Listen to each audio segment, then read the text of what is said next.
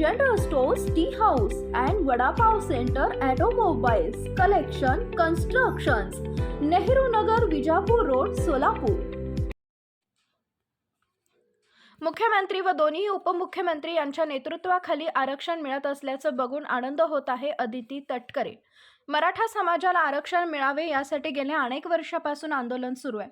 2012 व त्यानंतर कायदाही करण्यात आला, मात्र तो न्यायालयात टिकला नाही. मराठा समाजाला आरक्षण मिळावे यासाठी लाखोंच्या संख्येने मोर्चे काढण्यात आले. समाजाच्या कुठल्याही घटकाला धक्का न लागता आरक्षण द्यावे अशी भूमिका होती. कायद्याच्या चौकटीत टिकणारे आरक्षण देणं आवश्यक होतं. मुख्यमंत्री व दोन्ही उपमुख्यमंत्री यांच्या नेतृत्वाखाली आरक्षण मिळत असल्याचं बघून आनंद होत आहे. आपल्या न्याय मागण्यांसाठी लढण्याचा प्रत्येक समाजाला अधिकार आहे. ॲडव्होकेट गुणरत्न सदावर्ते यांची मुलाखत बघितली नाही, त्यामुळे त्यांची भूमिका माहीत नाही. ओबीसी प्रवर्गाला धक्का न लागता मराठा समाजाला आरक्षण देण्यात यावे व कायद्याच्या चौकटीत बसणारे असावे यासाठी मंत्रिमंडळ आग्रही होते. बालविवाह रोखण्यात आल्यावर त्या मुलींचे पुनर्वसन करण्यात येते. पालकांचं समुपदेशन करण्यात येतं.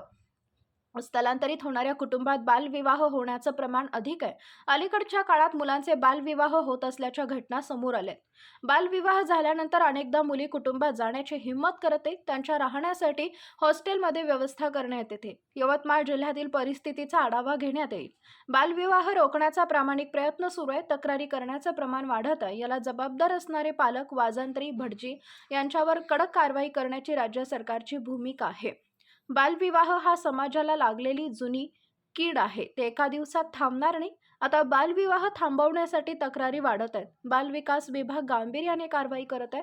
कोणत्याही प्रकारची योजना सुरू करायची झाल्यास एका जिल्ह्यासाठी करता येत नाही. राज्याचा विचार करून योजना तयार करण्यात येते. कुमारी माता, बालसंगोपन, अटक, स्थलांतरित महिला यांचे प्रश्न सोडवण्यासाठी राज्य सरकार गंभीर आहे. विधानसभा अध्यक्ष यांच्याकडे सुनावणी सुरू आहे, त्यामुळे एक लोकप्रतिनिधी म्हणून यावर भाषण करणे योग्य नाही. मराठा समाजाची गेल्या अनेक वर्षांपासून मागणी आरक्षणाची ही निश्चितपणाने होती. 2012-2013 पहिल्यांदा कायदा करण्यात आलेला होता. त्याच्यानंतर 2014 नंतर मधल्या कालावधीमध्ये सुद्धा या संदर्भामध्ये कायदा करण्यात आला. नंतर कोर्टाच्या याच्यामध्ये तो काही टिकू शकला नाही. पण समाजाचा संघर्ष हा सातत्याने सुरू होता. आज मी संबंध मराठा समाजाचे या निमित्ताने अभिनंदन करीन. खरं तर राज्य सरकारची असो किंवा राष्ट्रवादी काँग्रेस पक्षाची असो, ही नेहमीच भूमिका राहिलेली आहे की मराठा समाजाला आरक्षण मिळालं पाहिजे. कायद्याच्या चौकटीत टिकणारा आणि कुठल्याही इतर घटकांना, ओबीसी असेल किंवा इतर घटकांच्या आरक्षणाला धक्का न लागता ते आरक्षण मराठा समाजाला निश्चितपणाने मिळावं.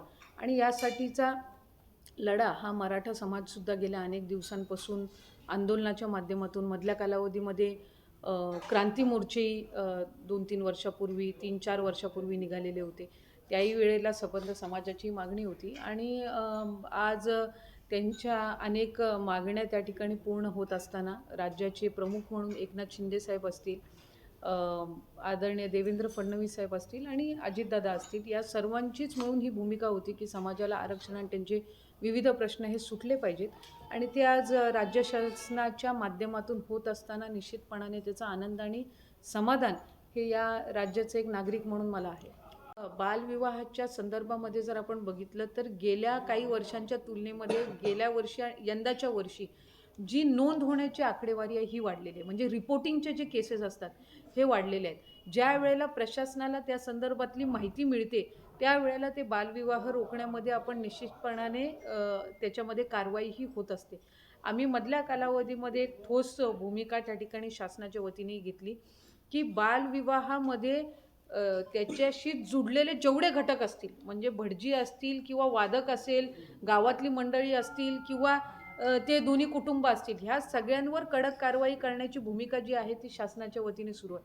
आणि आम्ही गेल्या 6-8 महिन्याची सुद्धा जी आकडेवारी घेतली आहे त्याच्यामुळे रिपोर्टिंग आणि बालविवाह रोखण्याचं प्रमाण हे नक्कीच वाढलेलं आहे. पण ते लगेचच असं होणार नाही. शेवटी हा समाजातला गेल्या अनेक वर्षांपासूनची एक दुर्दैवी अशी ही धारणा किंवा ही एक प्रथा ही पडलेली आहे. त्याच्यामुळे ती थांबवत असताना आपण शासनाच्यावर फक्त एक याच्यापेक्षा समाजामध्ये वेगवेगळी जी माध्यमं आहेत, मग तिथली स्थानिक ग्रामपंचायत असेल, तिथले स्थानिक पत्रकार असतील, तिथले स्थानिक लोकप्रतिनिधी असतील, आपण सगळ्यांनी मिळून त्या विरोधात लढा देणं हे नक्कीच गरजेचं आहे. आणि ज्या वेळेला एकत्रितपणाने या विरोधात लढा दिला जाईल त्यावेळेला बालविवाहांची संख्या ही नक्कीच कमी होऊ शकेल, असं माझं स्वतःचं त्यामध्ये वैयक्तिक मत आहे. कारण तिथल्या स्थानिक ग्रामपंचायत असतील, लोकप्रतिनिधी असतील, तिथले स्थानिक पत्रकार असतील, यांना साधारणपणे त्याची माहिती असते. ज्यावेळेला रिपोर्टिंग वाढेल त्यावेळेला कारवाई वाढेल आणि त्यातून बालविवाहांची संख्या ही नक्कीच कमी होऊ शकते. यात एक आहे की कुठलीही नवीन योजना जर आणायची झाली तर ती एका जिल्ह्यापुरतं मर्यादित नसते, ती संबंध राज्याच्या संदर्भातली असते. त्याच्यामुळे कुमारी मातांच्या संदर्भातले किंवा इथे जे मायग्रेटिंग स्थलांतरित होणारं जे पॉप्युलेशन असतं किंवा बऱ्याचशा वेळेला जे कलाक्षेत्रातली जी काही हे असतात त्यांच्या संदर्भातले एक वेगवेगळे विषय असतात. म्हणजे महिलांच्या संदर्भामधले प्रत्येक स्तरावरचे प्रत्येक घटकातील वेगवेगळे विषय आहेत. आजही मला इथं आलेला असताना काही आमच्या पदाधिकाऱ्यांनी त्या संदर्भातली निवेदनं दिली आणि त्याच्यामध्ये अधिकाधिक शासनाच्या वतीने काय करता येईल, कुमारी माता असतील किंवा जन्मलेली जी बाळा असतील यांना कशा पद्धतीनं आपल्याला पाठबळ किंवा त्यांना शासनाच्या वतीने आधार देता येईल, पाठबळपेक्षा मी म्हणेन आधार कशा पद्धतीनं त्यांना देता येईल. आज जर आपण बघितलं तर अनाथांना 1% आपण शासकीय नोकरीतलं आरक्षण हे दिलेलं आहे आणि जवळपास जितके अनाथांचे आपण प्रमाणपत्र त्यामध्ये देतो त्या सगळ्यांना जर तो आपण तो आकडा जर आपण कॅल्क्युलेट केला तर 1% आरक्षणामध्ये त्या सगळ्यांना 18 वर्षानंतर त्यांच्या शैक्षणिक पात्रतेनुसार चांगल्या पद्धतीनं शासकीय नोकरीसुद्धा मिळत आहे. जवळपास 200पेक्षा अधिक त्या ठिकाणी अनाथांना आत्तापर्यंत शासकीय नोकरी ही शासनाच्या वतीने देण्यात आलेली आहे. या व्यतिरिक्त जे इथले बालगृहाचे काही विषय असतील, संगोपनाचे असतील किंवा कुमारी मातांना भेडसावणारे काही विषय असतील, वर्किंग वुमेन हॉस्टेल असतील, याच्यासाठी निश्चितपणाने पुढच्या कालावधीमध्ये शासनाच्या माध्यमातून जिल्ह्यासाठी अधिकाधिक काय देता येईल याच्यासाठी मी नक्कीच प्रयत्न असं आहे की प्रत्येक समाजाला आपल्या अधिकारांसाठी मागणी करण्याचा अधिकार आहे. मी सदावर्तेंची जी काही मुलाखत आहे किंवा त्यांची भूमिका आहे ती अद्याप बघितलेली नाही आहे, पण एक बाब निश्चित आहे की मराठा समाजाची गेल्या अनेक वर्षांपासूनची मागणी होती, त्या संदर्भातला त्यांचा संघर्षही सुरू होता आणि शेवटी मी म्हटल्याप्रमाणे राज्य सरकारची, राज्य शासनाची, मुख्यमंत्र्यांची, दोन्ही उपमुख्यमंत्र्यांची, सर्व मंत्रिमंडळ असतील, सर्व लोकप्रतिनिधी असतील, मधल्याही अधिवेशनाच्या कालावधीमध्ये सगळ्यांनी भूमिका स्पष्ट केली होती की मराठा समाजाला आरक्षण हे निश्चितपणाने मिळालं पाहिजे, त्यांच्या मागण्या या पूर्ण झाल्या पाहिजेत. ह्या करत असताना त्या कायद्याच्या चौकटीमध्ये टिकाव्यात. कुठल्याही ओबीसी घटक असतील, विविध घटक असतील, यांच्यावर अन्याय न होता त्यांच्या प्रचलित असणाऱ्या आरक्षणाला धक्का न लागता हे मिळावं, ही भूमिका ही राज्य शासनाची पूर्वीपासून राहिलेली आहे. त्याच्यामध्ये त्याच्यात काही दुमत असण्याचं कारण नाही. सन्माननीय विधानसभेचे अध्यक्ष यांच्याकडे ती सुनावणी सुरू आहे. सुनावणी सुरू असल्यामुळे या संदर्भामध्ये काही औपचारिक टिप्पणी करणं हे माझ्यासारख्या लोकप्रतिनिधीला योग्य वाटत नाही. जे काही कायद्यात असेल, नियमानुसार असेल ते निश्चितपणाने होईल. बऱ्याचशा वेळेला ज्या वेळेला बालविवाह हे रोखले जातात त्यावेळेला त्या मुलींना शासकीय म्हणजे तुमचं चाइल्ड केअर सेंटर्स असतील किंवा शासनाचे जे वेगवेगळे समाज कल्याणच्या माध्यमातून जे हॉस्टेल्स वगैरे आहेत, इथं बऱ्याचशा वेळेला त्यांचं पुनर्वसन हे केलं जातं. बऱ्याचशा वेळेला त्यांच्या कुटुंबाची समज घातली जाते किंवा जर मायग्रेटिंग पॉप्युलेशन असेल, म्हणजे बऱ्याचशा वेळेला बालविवाहांचं प्रमाण कधी जास्ती असतं, ज्या वेळेला ते स्थलांतरित होऊन दुसरीकडे जाणारे असतात त्यावेळेला बालविवाह हा त्यांनी म्हणजे जास्ती प्रमाणामध्ये होतात. आणि हे फक्त मुलींचे नाही तर अनेक वेळेला हल्ली मुलांचे सुद्धा बालविवाहाचे केसेस हे त्या ठिकाणी आढळलेले आहेत.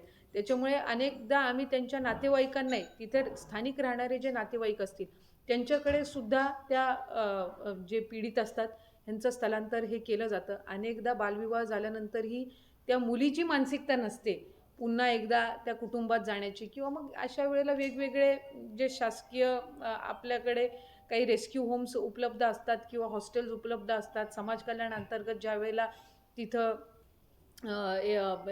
रेस्क्यू सेंटर्स किंवा रेसिडेन्शियल फॅसिलिटी असते तिथं त्यांना स्थलांतरित केलं जातं. मी यवतमाळ संदर्भामध्ये निश्चितपणाने आज जिल्ह्यात आहे तर स्वतंत्र माहितीसुद्धा डिपार्टमेंटकडनं घेईन आणि त्यामध्ये आपल्याला अधिकचं काय करता येईल ह्याचा निश्चितपणाने आम्ही प्रयत्न. Paras mobile accessories and electronics, mobile व टी व्ही रिपेरी, मोबाईल व सर्व डिश रिचार्ज.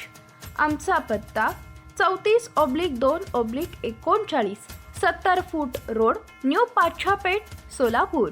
मोबाईल नंबर 77 44 99 66 58 आणि 95 45 46 84 73.